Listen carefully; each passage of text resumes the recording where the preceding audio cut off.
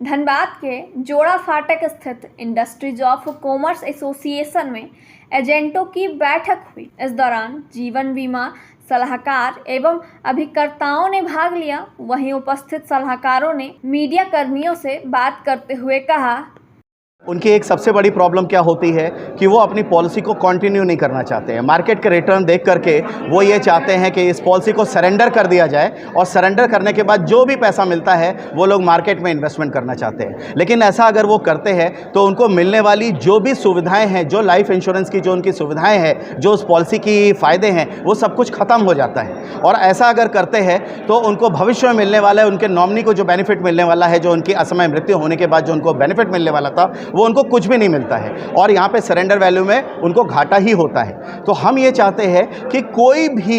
भी व्यक्ति, कोई भी पॉलिसी होल्डर कभी भी पॉलिसी को सरेंडर ना करे, क्योंकि हमारे पास एक दूसरा उपाय भी है कि उस पॉलिसी को सरेंडर करने के बजाय अगर उसको असाइन कर दिया जाए तो यहाँ पे उनका भविष्य में मिलने वाला जो रिस्क कवरेज है वो सुरक्षित रहता है। तो इसमें क्या कर सकते हैं कि उनको आगे का कोई भी प्रीमियम नहीं देना होगा, जो भी सरेंडर अमाउंट है उसके बराबर असाइनमेंट वैल्यू उनको मिल जाएगी, उनके अकाउंट में मिल जाती है और वो पॉलिसी जीवित रहती है। पॉलिसी जीवित रहने की वजह से एजेंट का जो कमीशन है वो भी सुचारू रूप से चलता रहता है, एजेंट का क्लब मेंबरशिप भी चलता है, पॉलिसी इन्फोर्स रहती है और पॉलिसी पे मिलने वाला सारा का सारा बेनिफिट उसको मिलता रहता है।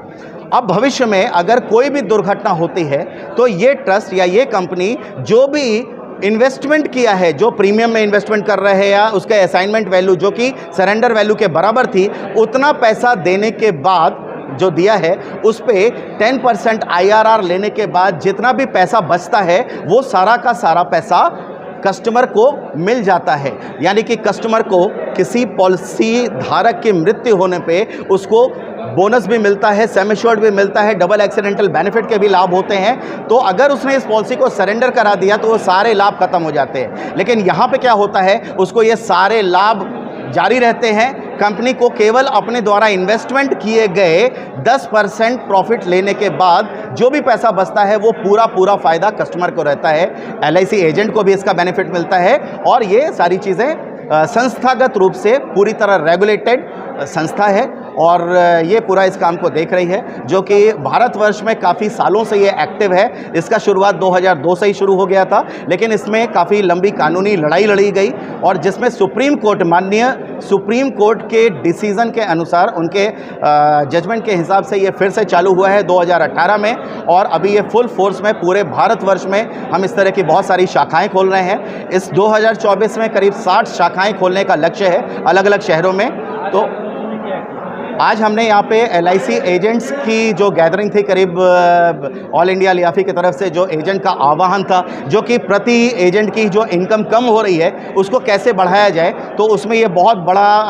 आपको हेल्प करेगा, LIC एजेंट को हेल्प करेगा, जिससे आने वाले समय में उनकी इनकम भी बढ़ेगी, उनका फील्ड में जो वो काम कर रहे हैं, और सबसे बड़ा फायदा पॉलिसी धारक का होगा, जिसकी पॉलिसी असाइनमेंट वैल्यू यानी कि सरेंडर वैल्यू लेने के बाद भी उनकी पॉलिसी कंटिन्यू रहेगी। तो आज इसी के बारे में ये चर्चा की जा रही है और मेरा नाम तरुण ओझा है। मैं LIC के अभिकर्ताओं को कैसे बिजनेस करने के बहुत सारे तरीके सिखाता हूं और इसके बारे में, इस संस्था के बारे में अधिक और भी चीज़ें बताने के लिए हमारे साथ धनबाद के प्रतिष्ठित CA मिस्टर रोहित जी हैं, वो भी आपको इसके बारे में बताएंगे।